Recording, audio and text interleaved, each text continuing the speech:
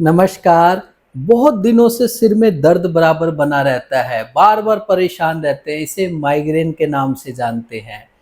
चलते फिरते आपने देखा होगा व्यक्ति को एकदम दौरा पड़ जाता है, जिसे हम एपिलेप्सी और अक्षेप के नाम से जानते हैं। हाथ पैर अकड़ जाते हैं, जीभ ऐसे कट जाती है बीच में, और जाड़ आपस में भिंच जाती है, मल मूत्र भी कई बार निकल जाता है, हाथ पैर अकड़ जाते, बेहोशी आ जाती है, पेशेंट बहुत परेशान होता है। इसी तरह आपने देखा होगा किसी एकदम स्वस्थ व्यक्ति को हाफ पैरालिसिस हो जाता है, पूरा आधा अंग काम नहीं करता, या फेशियल पैरालिसिस हो जाता है जिसे स्ट्रोक के नाम से जानते हैं।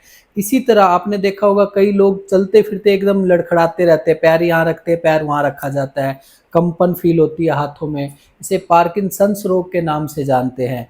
इसी तरह एक मल्टीपल स्क्लेरोसिस के नाम से डिसऑर्डर आता है, जिसमें हमारी नसें जो होती है हार्ड हो जाती है, मोटी हो जाती है, शरीर में जगह जगह दर्दें होने लग जाती है और हमारा शरीर अच्छे से काम नहीं करता है।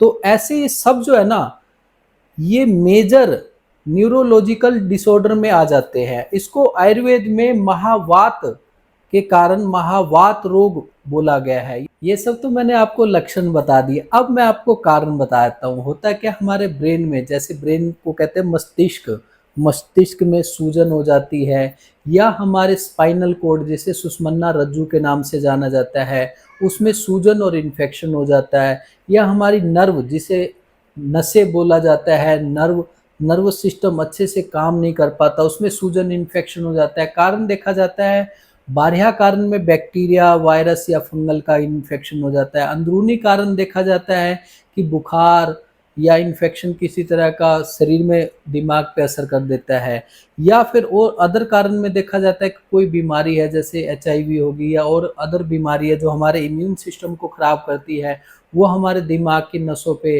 या हमारे स्पाइनल कॉर्ड पे या नर्व पे बुरा असर डालती है।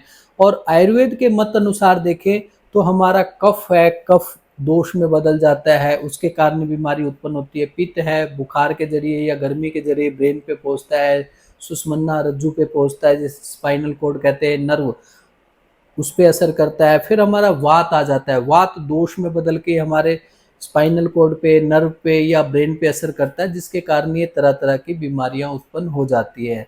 तो कहने का मतलब ये किसी भी कारण से, कई बार कईयों को चोट लगने के कारण भी ये बीमारियां उत्पन्न हो जाती है। कारण बहुत से होते हैं, मगर उसको सारों को बताने में वीडियो बहुत ज़्यादा लंबी हो जाएगी। तो आपको इन कारणों से अगर आपको परेशानी उत्पन्न हो रही है, ये परेशानियां उत्पन्न हो रही है, तो मैं आपको इसमें जो उपचार बताने जा रहा हूँ वो आपके लिए बहुत ज़्यादा लाभकारी साबित होगा। पहले मैं परहेज बताता हूँ, क्योंकि उपचार बताने से पहले परहेज ज़्यादा ज़रूरी है। परहेज में आ जाता है आपने ज़्यादा नमक नहीं लेना, ज़्यादा घी नहीं खाना, ज़्यादा तला फला नहीं खाना, और जो स्मोकिंग हो गया, नशीले पदार्थ हो गया, इनसे थोड़ा सा बच के रहना है। अब जो आपके लिए बहुत फ़ायदेमंद साबित होता है, खट्टे फलों का जूस इसमें फ़ायदेमंद होता है, फल फ्रूट फ़ायदेमंद होते हैं, सैलेड फ़ायदेमंद होते हैं, इसी तरह गाय का दूध फ़ायदेमंद होता है। आप इसका इस्तेमाल करके लाभ उठा सकते हैं, ड्राई फ्रूट भिगो के खा सकते हैं, ऐसी चीज़ें आपके लिए बहुत फ़ायदेमंद साबित होगी। अब मैं आपको आयुर्वेदिक उपचार बताने जा रहा हूँ। आयुर्वेदिक उपचार में एक छोटा सा नुस्खा है, लेकिन बहुत फ़ायदेमंद साबित होता है। इस नुस्खे में आपने 2 कलियां लहसुन की लेनी है, उसे कूट के 1 कप पानी में डालना है।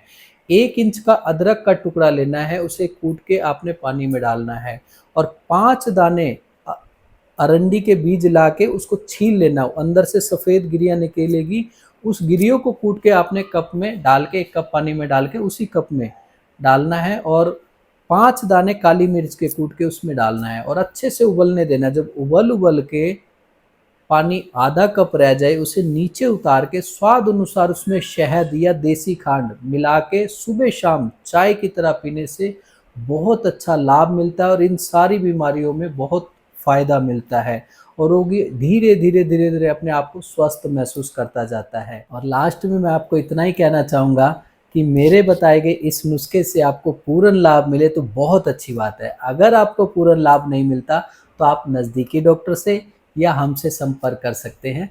धन्यवाद।